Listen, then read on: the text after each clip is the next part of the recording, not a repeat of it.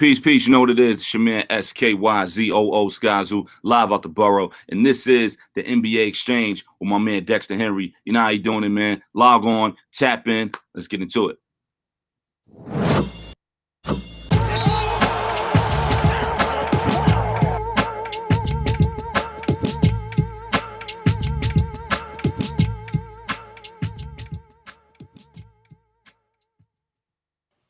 What up, everybody? Dexter Henry here, your host of the NBA Exchange. Happy Wednesday. Hopefully you're having a great one. It's a rainy one here outside in New York, so keeping myself inside and dry as much as possible. But we are in, as we talked about on Monday, when we had Kelsey Nicole Nelson with us, we are in the final week of the NBA season. There is still so much to determine, which I love. This is what I love about the playing tournament. There's still so much to determine here in terms of what's going to go on with the season. But we got a lot to talk about today. And we're going to have a different conversation about NBA awards than you used to. Why? Because it's Wednesday. Because it's NBA with Nuance Day. Us not doing the things that you see other people doing. Got my man Jarod Hector here with me. Jarod is here. NBA with Nuance Wednesday. We're going to talk about awards, but everybody's like, who's going to win MVP? Who's going to win Defensive Player of the Year? And we're going to do that. We're going to have a show for that. Just want to let you know, but we're going to talk a little bit differently about the awards. Jarod, how you doing, man, on this rainy Wednesday? I'm good, man. Staying inside, staying dry. Today is an off day for me in terms of resting for running, so I was not out in the rain, though I have done that before. It is what it is. Actually, rainy days are great days to run because ain't nobody else out there except for the real serious runners. So it's quite nice. Yep, I've seen the runners serious in the rain. I've looked at them like, what are you doing? But I've done it, and it's fine. And like I said, it's actually nice because the only serious runners are out there. And this is not about runners matter and nobody else does. It's just like when it's when it's springtime, in the morning it's just like everybody's out and it's like it's a nightmare. Yeah. So days like today, it's like, all right, let's go. Anybody else out there. It's nice to not have to deal with that and everybody out there. One thing that I think should be noted before we get into our NBA awards discussion, guys, is and Jarod, Jarod, we know how much Jarod loves King James. Okay, we know how much he loves King James and everything that King James has done for the game. But last night, his Lakers were eliminated. And I thought, because it's NBA with Nuance Wednesday, and my man Jarod Hector was here, look, I had to do it for Jarod. We have to do what needs to be done to show the Lakers the proper respect. I didn't talk to Jarod about this. He didn't know this was coming. But we here on the NBA Exchange, we're going to pay the Lakers a little bit of respect like this.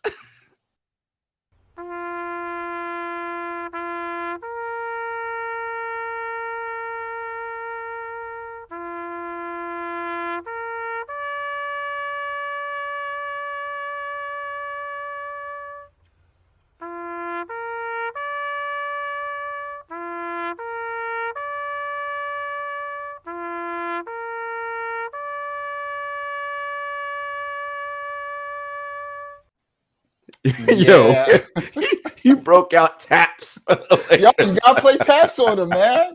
It's a wrap. It's done. Listen, you gotta show him the proper respect. And by proper respect, we mean all the disrespect. Look, and this is, look, LeBron is who he is, right? Maybe the greatest player of all time. What the player empowerment era, what he's meant to the game, all those things. I mean, you know what they are. Legendary status, all that. Leo, this construction of this team was poor. Like, there's just no way around it. And we've said it multiple times. Now, look, the other thing we can say about this, Dexter, to be fair, is that, the LeBron James tenure in Los Angeles, right? He has one more year left on his deal. So next year will be the final year. It was successful. They won a championship, right? Like, that's something that people, I don't think, really understand, like the casual fan and this idiotic rings culture we live in does all the time. Winning championships is fucking hard, man. Really, really hard. You have to be very good and you have to be very lucky. You need both things to happen. And they got one.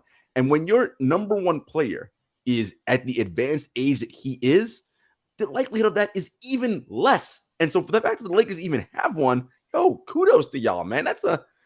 It worked out. The contract was worth it. Signing him was worth it. You got one. Yeah. Whether you get any more going forward seems highly unlikely because, again, remember, to get Anthony Davis and what you needed, you gave away literally everything. By the way, wouldn't it be nice if you had Brandon Ingram right now, Lonzo Ball? Just saying, those players might be pretty much better than Russell Westbrook, Malik Monk, whoever else you got on that squad.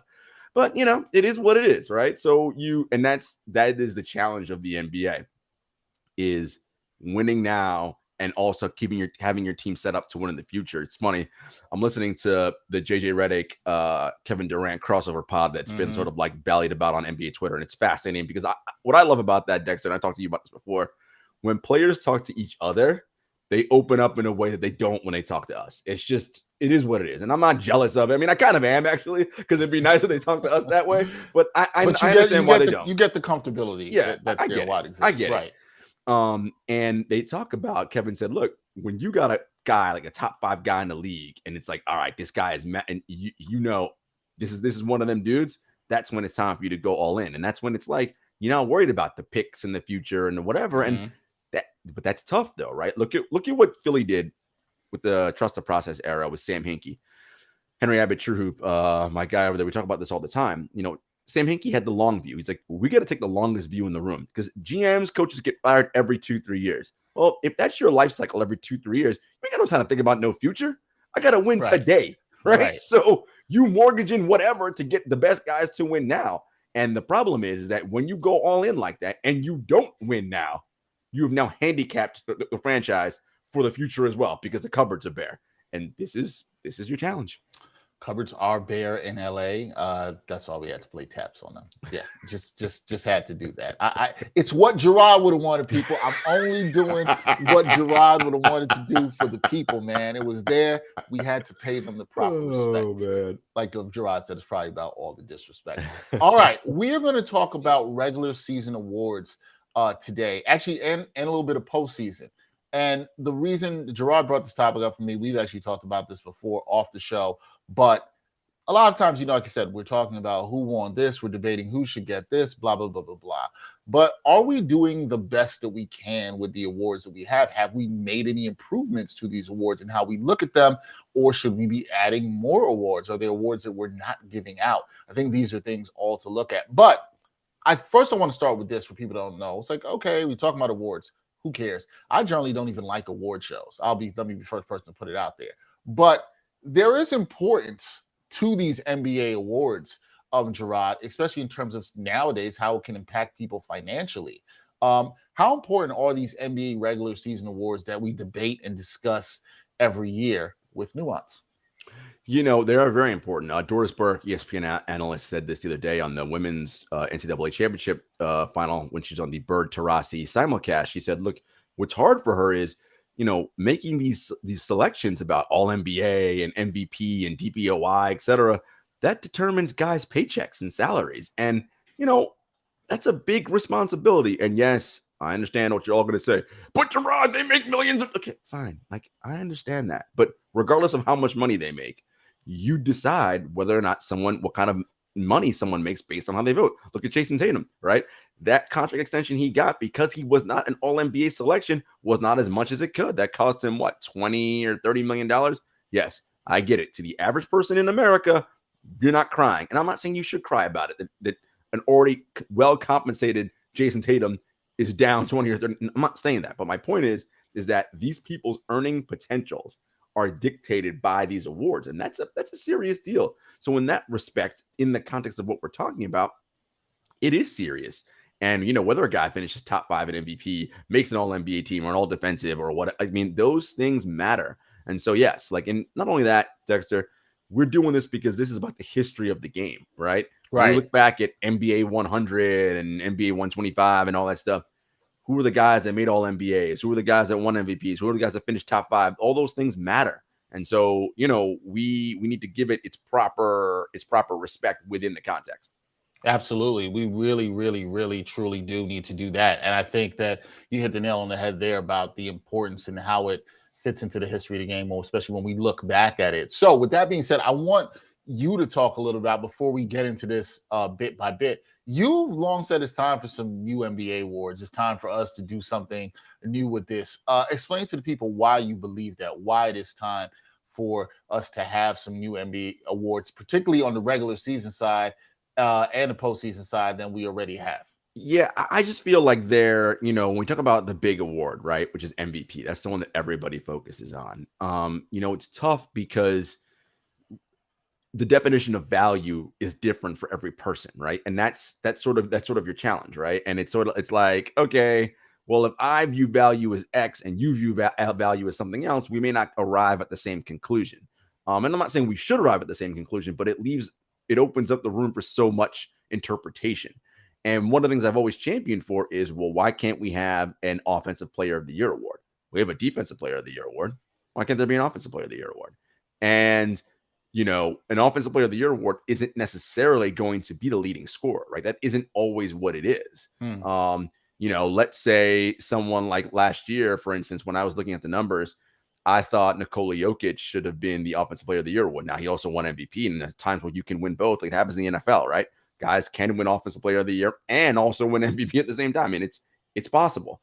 I think, that's what people often look at, like who scores the most points and how is that relative to X, Y, and Z. And it's like, okay, maybe that's the most important thing, but maybe not, right? Like maybe Giannis has been the best offensive player over the last year, but maybe he's not the most valuable, right? Given the context of his team around, or maybe Nikola Jokic is the most valuable given what his team has to deal with, but he hasn't had the most outstanding offensive season. Maybe Joel Embiid has had the most outstanding offensive season, right?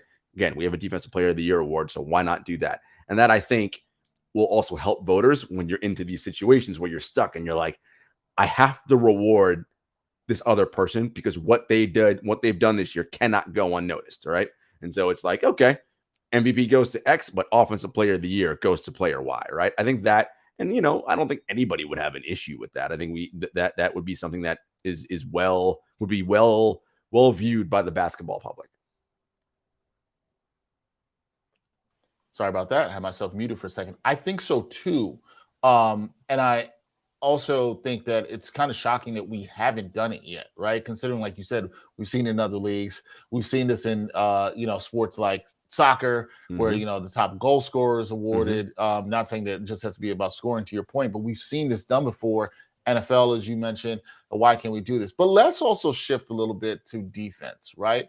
One of the things that I always find interesting is we have for all NBA, we've got 3 all NBA teams, but for defense, we only have 2 teams.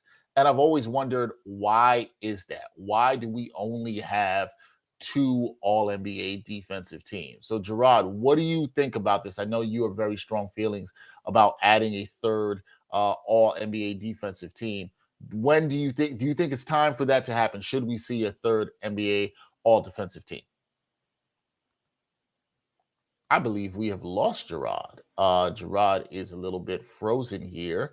But this is what happens in live shows sometimes. But as soon as we get Jarod back, we will talk a bit about that. But I will talk a little bit more about what Jarod just said before in terms of, is it time for some new NBA awards? And my feelings on this, I say yes, it's time for some new NBA awards. We've seen sort of the same thing. One thing that should be of note, and before we talked about this topic, I was looking at this, right? And so in terms of individual awards, guys, the league hasn't created a new individual award determined by on-court performance since 1986. That's when Most Improved Player award was created. There's been other awards in terms of sportsmanship, things that guys have done off the court, those kinds of things that they've been recognized for. We've seen that. But in terms of on-court performance, not since 1986 has there been a new award, right? Awards have changed in the ways we've seen them over the years. The oldest awards are, the All-Star Game MVP award and the Most Valuable Player award. Those are the 2, Rookie of the Year. Rookie of the Year is actually the oldest NBA award.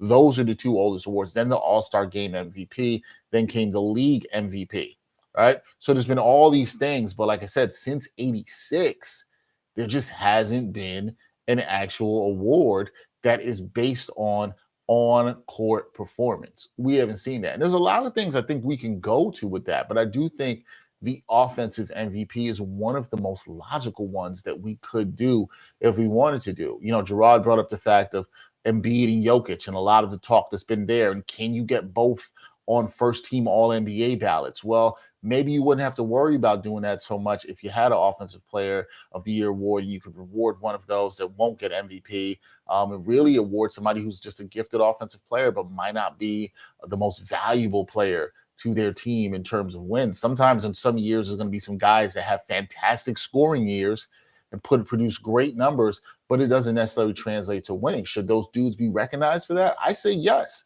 because it's part of the story and fabric of the NBA. We've seen people kill it in terms of scoring, dishing, whatever, just have an all-around really good offensive game.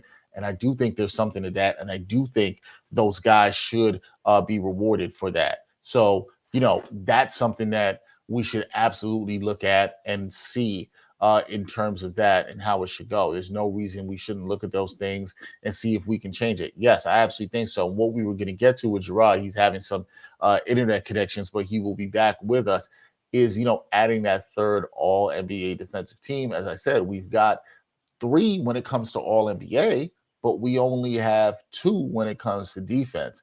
And so, why isn't there more value placed on the defense? I think that's something absolutely worthy of being looked at, something we should absolutely look into as well. This is what we're going to do, guys. We're going to take a really quick break because we're going to try to figure out some things on the side with the technical issues. And then when we come back, we'll continue the conversation. We also have NBA picks coming up for you later in the show. We will talk about that as well. What games are going on tonight, what could be impacted. So for our bettors out there, it's a really interesting time to bet because all these games matter. Still a lot to be determined in seeding. We'll take a quick break and we'll be right back on the NBA Exchange.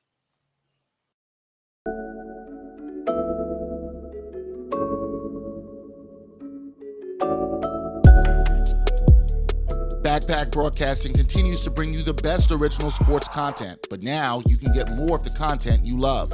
For as little as $3 a month, you can get access to bonus content, including behind-the-scenes footage and interviews from the Sports Walk, Sideline Stories, or the Ain't Hard to Tell podcast. All this exclusive content comes via Patreon. There are tiered levels of patronage, and each Backpack Broadcasting patron receives exclusive perks. Your support helps Backpack Broadcasting create more of the original content that you love. Visit Backpack Broadcasting's Patreon page and become a patron today.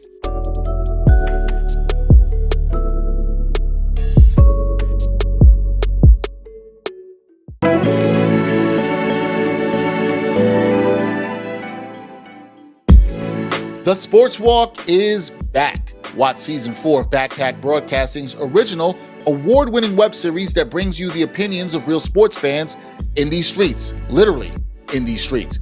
The first 3 seasons and current season with new episodes every Monday are available now on the Backpack Broadcasting YouTube channel. Check out the 2017 NYC WebFest official selection and see what other sports fans have to say on the hottest issues in sports today. It's easy, y'all. Just take the Sports Walk.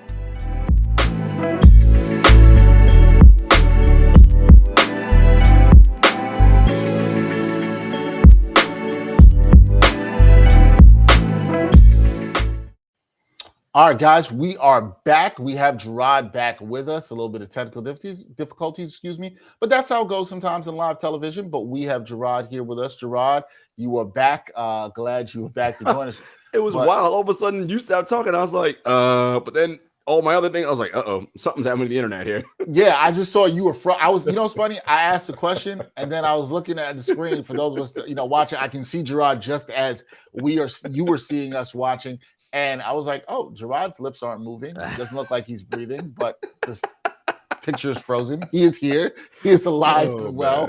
Wow, but it's fine. Wild. But it's fine. I held it down. I was talking a little bit about the history of awards in the NBA and how we haven't since 1986 had a new award based on individual on-court play. There's been awards in terms of, sportsmanship and those sort of things, but nothing in terms of on-court play. Most improved player in 1986. That's the last time we've had that award. So we were talking about All-NBA.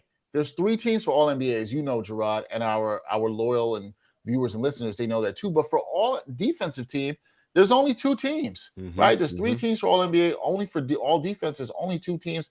Never quite sure why 3 and 2. Don't understand that. Yeah. But you're a fan of adding a 3rd team, yes. Correct? Why do you think it's time for us to do that and give more love to the defenders out there? Well, part of the reason I think too is Dexter is that the league is just better now. There are more talented and more skilled players top to bottom in this entire NBA.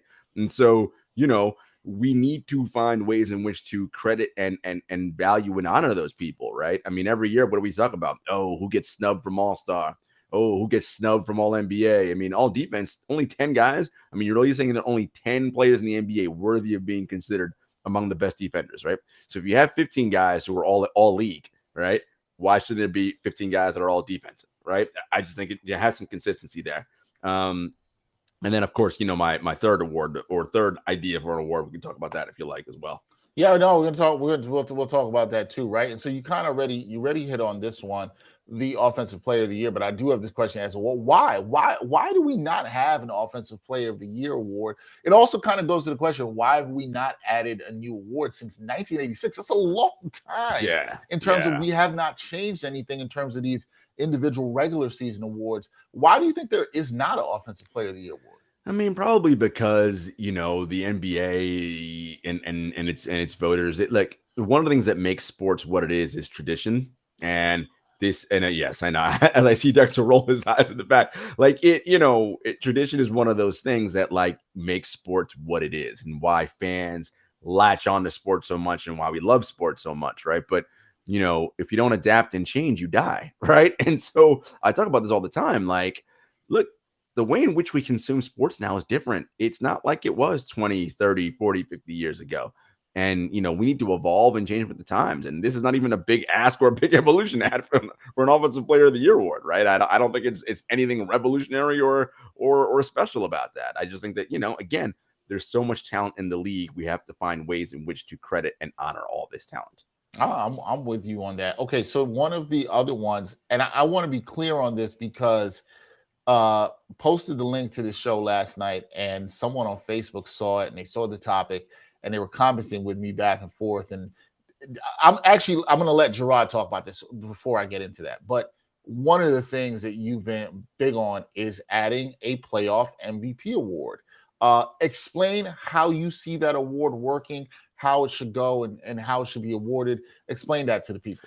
So we give out a finals MVP award, right? So basically it's going to be more often times than not, it is the player who leads the winning finals team in scoring wins that award, right? That is who your finals MVP is. However, over the course of an entire playoff tournament, there are players who do things that are exceptional who may not ultimately win the big trophy and should get some recognition for that. I go back to the 2015 season when Andre Iguodala won for the Golden State Warriors. I mean, LeBron James was down. Kyrie Irving and Kevin Love took the mighty Golden State Warriors to 6 games literally by himself. He took one of the highest paced teams in the league, and LeBron James, grinded.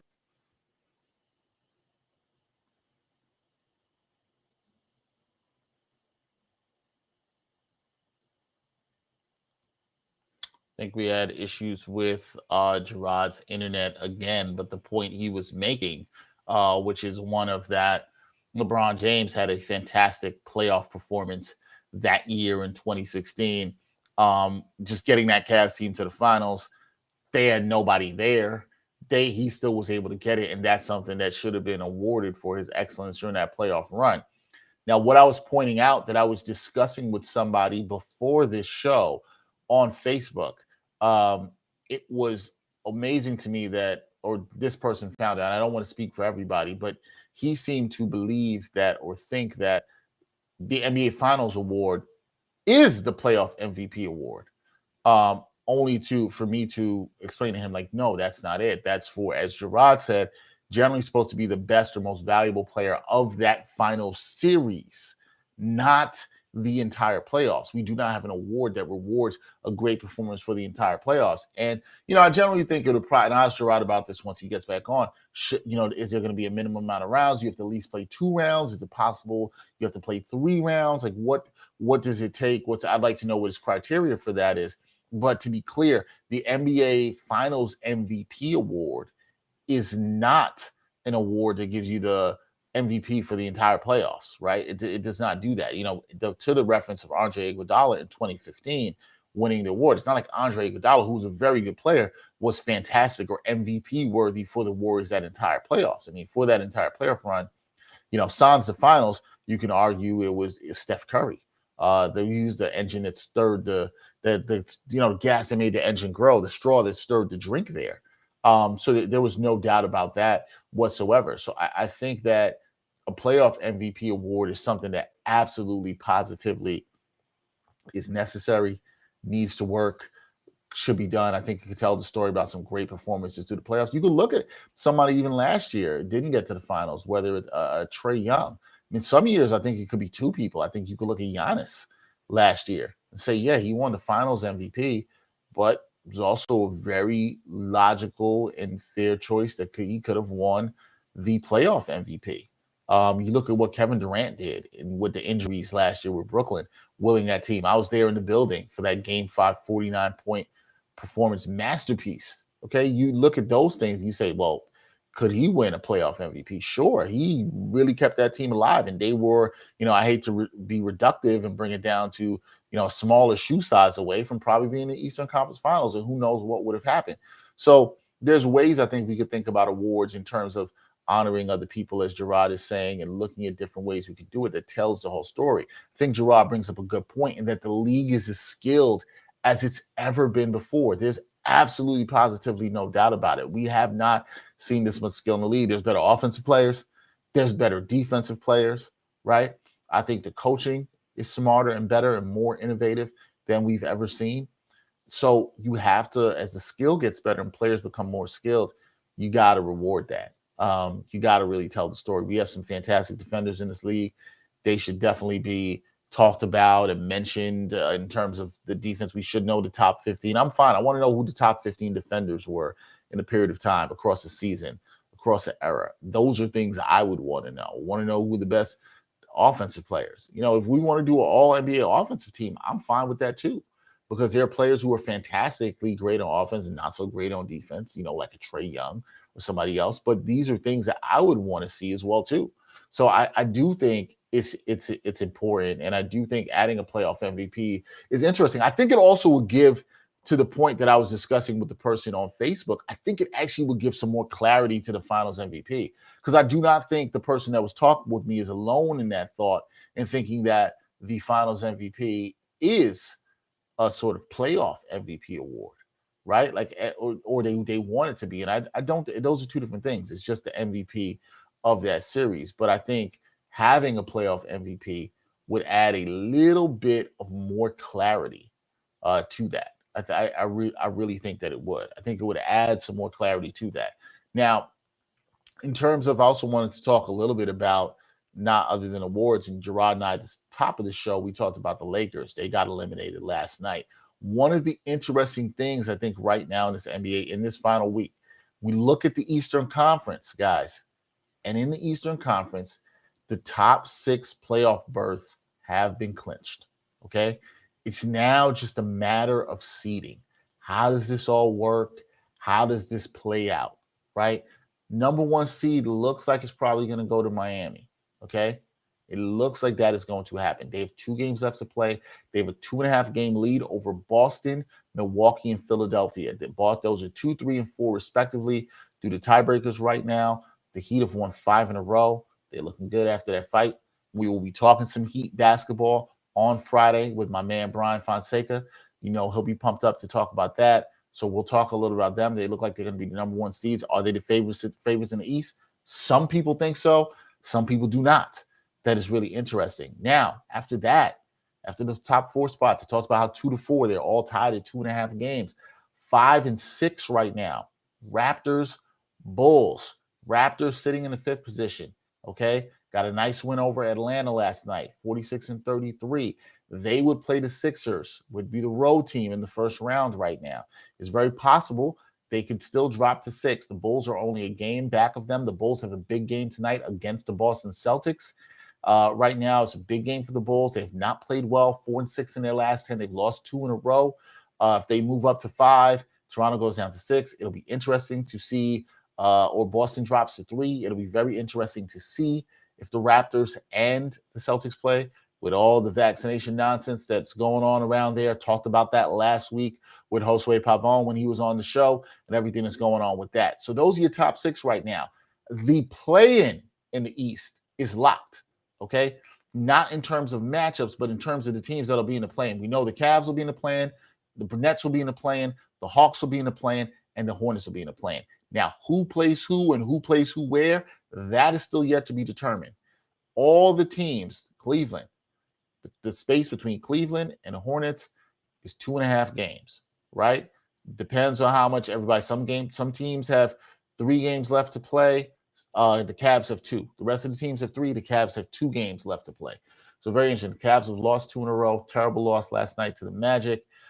They're in danger. The Nets could still move up to 7, as high as 7. So could the Hawks. It's going to be a little bit tougher for the Hornets. So a lot of movement still there to determine who plays where right now. If the Nets right now, they're in a better position than they were a couple of days ago.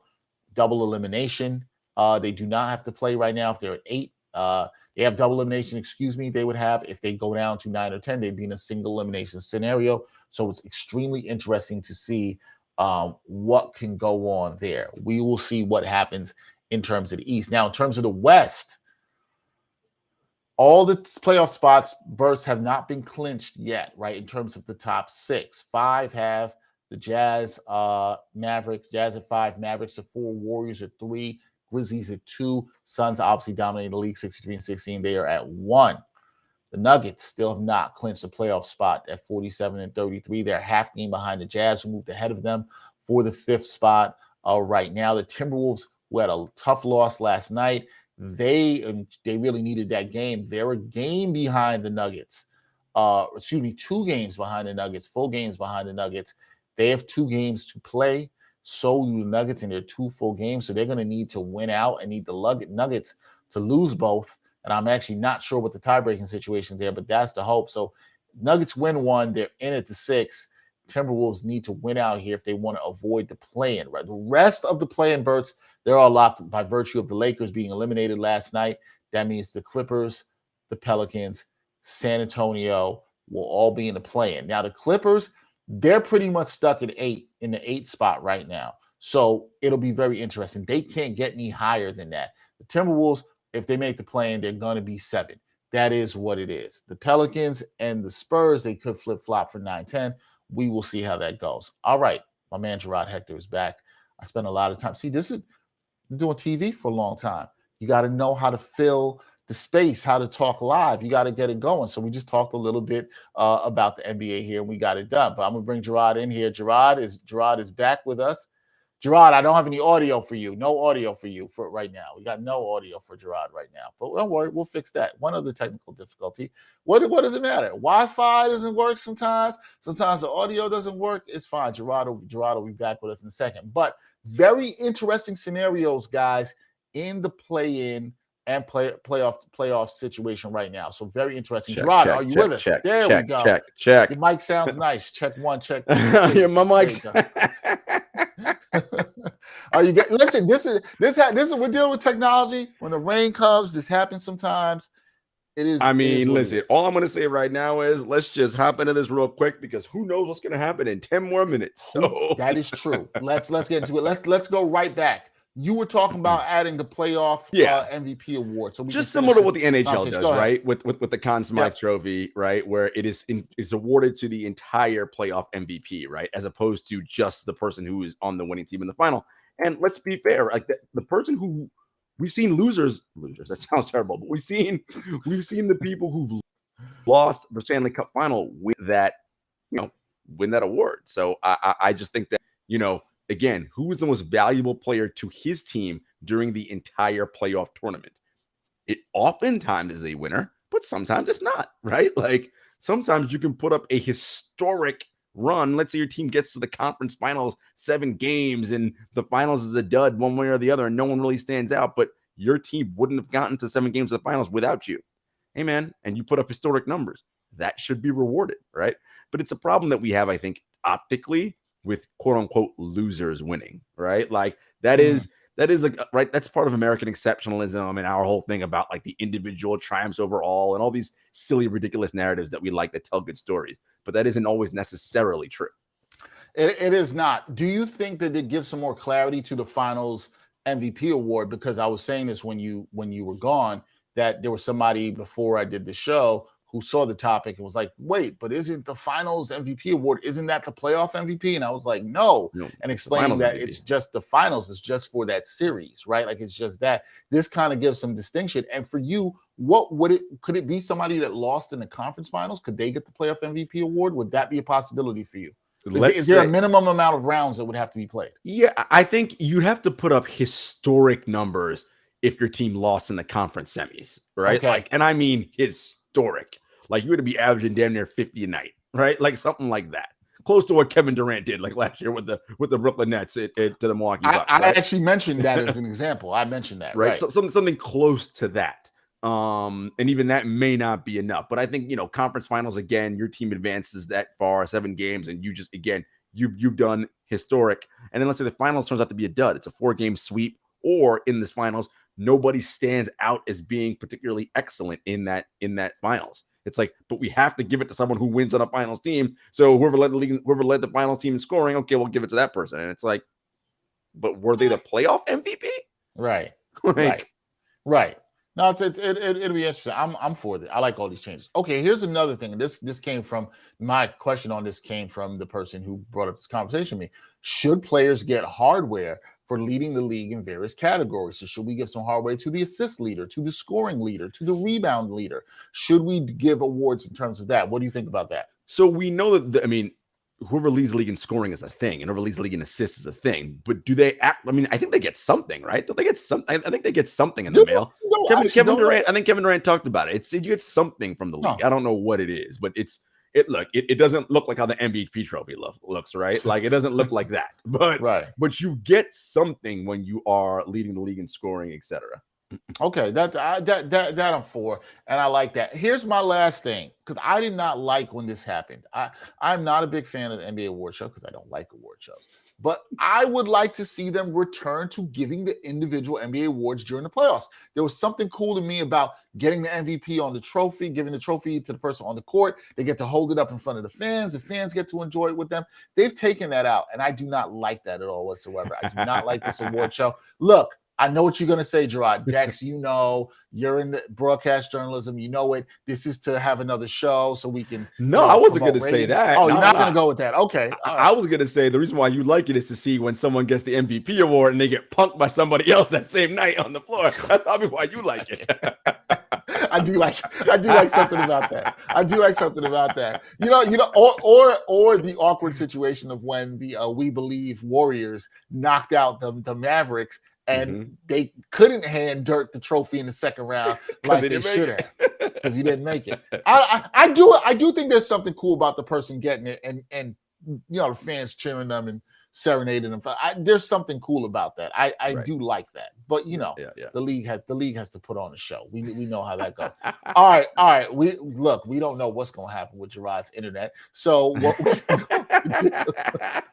we're going to do is we are going to take a very, very, very quick break. And when we come back, we got our NBA picks. Look, man, Jarod helped me win some money last night. He helped y'all win some money last night. If you were watching the 7-Footers betting show, that's what they do on Tuesday nights. Every week, I give you at least one winner. At least one. Yeah, you need a shirt that says that. Every week, I give you at least one winner. We gotta get that. We'll see if we give you some winners tonight when we come back on the NBA Exchange.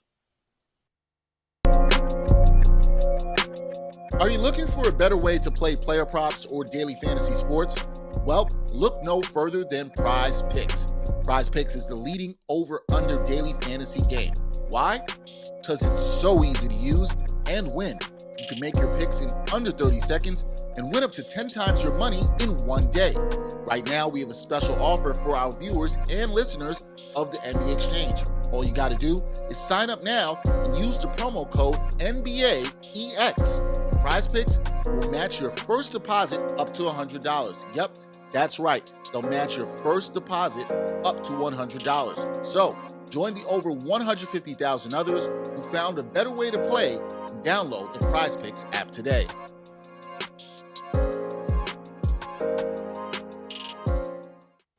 That's right. Check out that Prize Picks code, NBAEX. you want to win some money, check it out. Stuff with Prize Picks. You can do that. Okay. We got some interesting games tonight. Jarod and I, as usual. Jarod picked one of the games I picked, and we had to switch out of that. Jarod, what's your first game tonight, man? I'm going to pick a game near and dear to your heart. I don't know if I have any heart in terms of rooting for basketball now, but okay.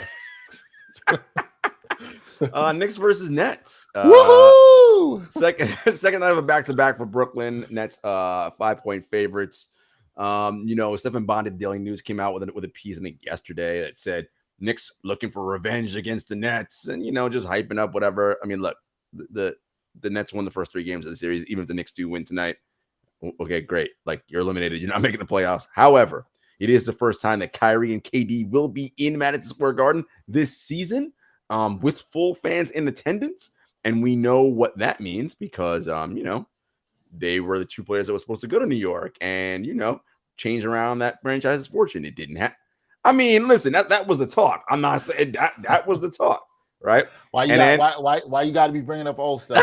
Why you got to be bringing up old stuff? And then at the beginning of this season, after a double overtime win against the Boston Celtics, there was a lovely video that took place outside of Madison Square Garden where Knicks fans were feeling themselves, getting excited, talking about KD. Don't you wish you came to the Knicks? Like, all this excitement, bing bong. Like, hey man, it seems like bing bong was a long time ago. Does it feel like a long time ago? Oh, it does. Look, the Nets need this game because they want to continue to. They can still, if they win out, they're in the 7th spot, right? So they can get themselves into the 7th spot, and that means they will host the 8th seed for the play-in tournament, right? And as opposed to going on the road, which is always more beneficial to play at home, keep your routine, etc. Look, I think watching the game yesterday, Kyrie went off against Houston. Durant was kind of like pacing himself, doing the whole I'm the playmaker thing. I think he knew, second out of a back-to-back, I got to come out tonight in the Garden and do my thing. So I like the Nets to win this one. I like the points, -5. I think they win this one. It'll be close for a bit, but I think they'll pull away late down the stretch. No Julius Randle, no Nerlens Noel, no Derrick Rose for the Knicks. RJ Barrett would be hopping, so which is good for you guys. You get to see the young. This is what your young team will look like in the future. Quickly, Toppin, Grimes, RJ Barrett. I mean, that's what you actually want. This is the future of your team. But I do think, again, Durant does his thing. So if you're looking for a single game parlay, look for a Nets win and Durant to score 30+ tonight. I like that. Yeah. I like that. I actually like that parlay a lot. I think Nets are motivated. We had somebody checking in. Slinksy YouTube. I'm so surprised the Raptors are the 5th seed, so they can send Embiid going home crying again, like in 2019, because we know Harden in the playoffs. Damn. I mean, we might get to that series, and look, man, I ain't gonna shame anybody for crying. I'm not here to do that. But who knows? We really want to see the Raptors play the Celtics. Jarod and I just wanted to be messy on that. We want to see the Raptors. There is a player on the Sixers who is not vaccinated. I can't tell who it is. It's not Embiid, and it's not Harden. But there is a player on the Celtics, on the Sixers who is not vaccinated. So that'll be an interesting series to see who that is. Be interesting to see that. All right, I'm with Jarod on the Nets over the Knicks tonight. I do think it'll be close, but I think they'll cover. I think the Knicks will play hard. The young guys have been playing hard, and they'll want to get their first win against their crosstown rivals this season. Look, Jarod, rivalries matter, man. You saw what UNC did to Coach K, which made you happy. You know about all that. Sent them out a loser. Wonderful. Wonderful. All right. My first game tonight, I got the Dallas Mavericks -11 favorites versus the Detroit Pistons. I love this matchup. The Pistons. Now, let's put some respect on the Pistons' name. You haven't been able to say it a lot. They've played very hard. People need to respect what Dwayne Casey's done, particularly in the second half of the season. They've played hard. They've played a lot of teams hard, but I don't think tonight. I think the Mavs know exactly what is in front of them. They have a fantastic opportunity. They win this game. They pretty much clinch at least the 4 seed. They still have a chance to move and leapfrog Golden State for 3rd. They understand, I think, how important home court advantage is for them here. I think if they play a team like the Utah Jazz, which they'd be slated to match up against right now, I would actually pick them to win because I have no faith in the Jazz. We saw what the Grizzlies almost did to them last night without Ja Morant. I like the Mavericks here. I think they will cover very easily. If you get anything with Luka +26, +27 points, I would add that too and take the over. I don't know if I'd play around with a Luka triple-double because I think they'll probably blow him out and you won't get enough minutes. But I like the Mavs here to handle business on the road in Detroit and lock up at least the 4 seeds in the playoff. I think this is one of your best bets of the night that you can get. Take the Jazz here, and so I would go with that. We got Slinky. We thank you for checking in, and this is actually what we're going to be talking about next. Bulls Celtics should be a good game tonight. Jarod, I know you agree. You're going to talk about that in terms of betting. You got Bulls Celtics. How you like this one?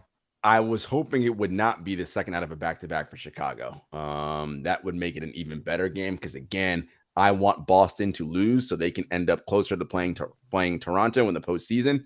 But the way Boston's guarding right now, second out of a back-to-back, as I said, for the Chicago Bulls, I just don't like this game for Chicago. I think Boston wins this pretty comfortably. I like Boston minus 7.5 here if you're looking for single-game parlays. Tatum and Brown have been doing their thing. Look for 20 plus points, 25 plus points apiece for both tonight, and a Celtics win. I like that. I like that. Yeah, Chicago has not been playing good basketball. Yeah, and they've been struggling, and it looks like Lonzo Ball with the recovery time, it ain't looking good. And I think it didn't come out yesterday. He will not return. He will not return for the regular season. Yeah, and he's such a key for them. It's funny, Dexter, really quick on Lonzo. Yeah. He's a ceiling raiser, right? Not a floor raiser, a ceiling raiser. When you have good enough talent already around him in DeRozan and Zach LaVine, you then have him on the floor to be a defender, someone to push the pace in transition and play make. I mean, that is, and he was hitting the shots, like knocking down 40% of his threes. He is excellent when he is your third best player, right? Like, oh, now you talking. That raises his basketball IQ, and what he does raises the ceiling of that team. And you saw when they had him and Alex Caruso on the floor, that is a nightmare for ball handlers and point of attack and the Chicago Bulls defense. And it's unfortunate we're not going to get to see that this postseason. Not going to get to see this postseason. Lonzo's shutdown was announced yesterday for the rest of the season. So it's a wrap for him in terms of that. Slinky, I see you asking, when does game 1 of the playoffs start? That would be not next weekend. It'd be the following weekend. April 16th it will be the first game 1s that we will see. So we're excited for that. Next week we'll be doing a lot of playoff previewing, breaking down these matchups, especially when we see what happens with the play-in tournament. So it should be interesting. Thanks for checking in, Slinky. Last game for me of the night. I actually realized I lost my game here. No, I do have it right here. It is the Washington Wizards versus the Atlanta Hawks. Both teams on back-to-backs. Interesting. Atlanta needs to win here. For the very minimum, at least, there's still a chance they could move up to even 8. But they also want to protect where they are at 9 right now, which is they would host the first game in the play-in tournament. They're in a double need to win twice to get in. So it's very interesting because of that. And they're coming off of a loss to Toronto last night. I think they'll be very motivated to get this. They're playing against a team that is not as good defensively as Toronto. Jarod called that last night, thought that Toronto would cause them a lot of problems. Defensively, they did. They shut them down in the final minute, and they executed much better. But I do think this is the perfect cure and a back-to-back for Atlanta here. I think they can score a lot of points. I would be inclined in this game. Please bang the over. None of these teams play defense at all whatsoever. But I like the Hawks to win by 10 or more points. If you have a little bit of trepidation with that line with them on a back-to-back, look for an alternative spread. Maybe drop down a couple of points, get it down to 7.5, 6.5. You'll lose some of the odds there, but I think it's a safe one to go. I think they'll be motivated to win. Obviously, they're hoping Brooklyn loses and they can move up into 8. Which is why it's a big game for both those teams. If you're in any of these playing spots right now, particularly in the East, as I said before, how everything can move, you want to get wins right now. And Nets, they can be getting up as close to 7, so I think they'll be motivated against the Knicks. So I'm betting this for almost the same reason Jarod is betting on the Nets against the Knicks, also because there's just no more bing bong. But I'm betting them because I just think the motivation's there for Atlanta. I think they'll bounce back. They'll understand they got a home game against a hopeless Wizards team, and I think they get the job done here down in the ATL. So we will see. That is our picks for tonight. Look, we got through the picks with no technical difficulties. Jesus, thank God. Look at that. Come on. Hey, Verizon, step it up, man. Come on, man. Get y'all stuff together up here, man. Let's step it up and get together. All right, that is it for this edition of the NBA Exchange. Friday Friday, it's going to look like it's the Ain't Hard to Tell podcast, but it's not the Ain't Hard to Tell podcast. You know who's joining me, Brian Fonseca. And what's he going to be talking about, Jarod? What's Brian going to be talking about? Violence. Well, yes, very possibly that too. But he's going to talk about his Miami Heat. Yes, of course. He'll be talking about that. Very likely they will be the number 1 seed in the East. We'll hear what he thinks about that, their chances in the playoffs. You know what he's going to say, folks. Gonna mention is all Brian team. You know, it's gonna be all kinds of. They're gonna win. Nobody wants to see them. Bam Adebayo's Defensive Player of the Year. Tyler Hero's 6th Man of the Year. Eric Spoelstra's the greatest coach of all time, and he would like to kiss Pat Riley's rings. This is all we're going to get on Friday's episode, but it should be a fun one. Next week, Jarod and I will have a lot to talk about in terms of breaking down these matchups. Looking at who can do what, because we'll have a little bit of clarity by then, also with the play-in tournament. So it should be fun next week, and hopefully next week, Verizon, get your act together. Get yourself together, Verizon. Not messing up Jarod's internet. We need nuance, people. Come on, man. Give nuance with spotty internet. Yeah, man. They had me out here by myself. I would play taps on the Lakers again, but I'm not going to do that. I'm going to be nice here. He's Jarod Hector. I'm Dexter Henry. Until next time, y'all. Peace.